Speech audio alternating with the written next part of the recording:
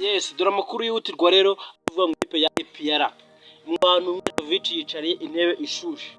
Akabaye kontara ye bayiguyeho, ibintu birakomeye cyane. Dikonovic abafara baba bashaka ko bamwirukana, ibyo birarangiye. Dikonovic agomba kwirukanwa byanga byakora ko kontara ye baje kugwaho amasezerano garimo. Dikonovic ntabwo ari kuyubahiriza uko bikwiye. So guys, nk'umukunzi wa APR rero aya makuru arakureba arihutirwa cyane.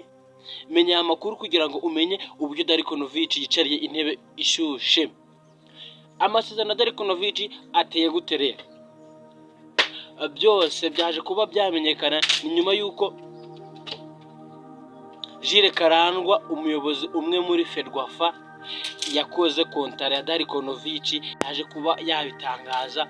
Afande yaramwitabaje mu gukora kontara ya Dikonovic nk'umuntu umenyereye iby'umupira. Bamwe bati Dikonovic yakagombye kuba yarirukanwe, atariko kontara niyo ituma Dikonovic adasezererwa. Ndagira ngo mubwire ko ngubu Dikonovic ari ku gitutu giteye ubwoba. Amakuru akomeje no kuva hari isharongi, baravuga ko ku munsi w'ejo Dikonovic mu myitozo ntago yayigaragayeho, ntago ari wakoresheje imyitozo hariya isharongi. Ati bitiye gute rero? Mbere yuko nkubwira amakuru ashusha agezweho muri APR FC, wowe uri kureba video ngandira kuri buto ya subscribe, uko like, share na comment kugira ngo amakuru yo muri APR ujye uyamenyera igihe. Dikonovic muri kontara yasinye ko agomba gutwara ibikombe bibiri.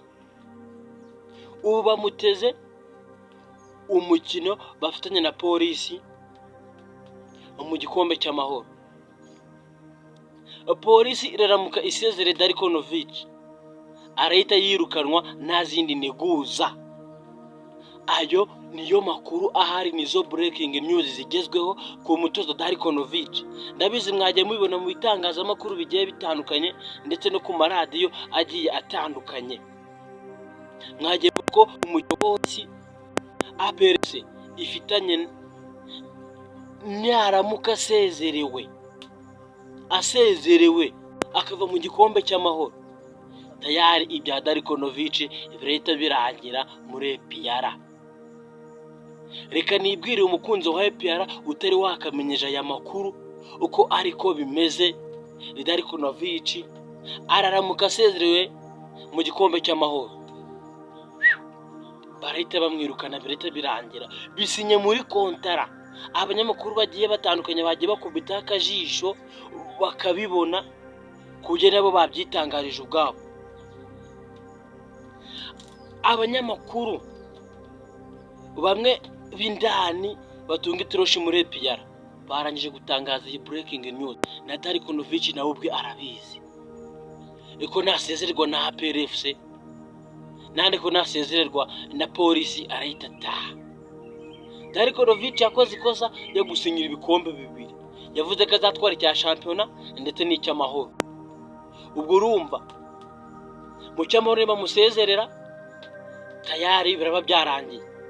Ntago yizeye ko icya shampiyona ashobora kugitwara kubera ko Rayon Sport mukeba wayo imuri imbere. Sindi niba ashobora gutwara shampiyona, ubwo bivuze ngo asigaje amahirwe ku gikombe cy'amahoro. Ku gikombe cy'amahoro niba musezerera mbere arahita ataha, kuko ntago raba yizeye ko shampiyona ari bwayitware. Iyi ni inkuru nziza ku bakunzi ba APR FC batishimiye umutoza Dikonovic. Ndabizi ntago bamwishimiye, ni benshi batamwishimiye. So guys, ngaye nguko rero amakuru arimo kuvugwa ari muri APR, cyane cyane ku mutoza Dikonovic wicariye intebe ishushe. Reka ngushimire rero we tubanye muri kiganiro cy'iminota mikeya y'amakuru yaragezweho hariya muri APR, cyane cyane ku mutoza Dikonovic. Ukaba kanze kuri buto ya subscribe, wakoze like, share ndetse na comment.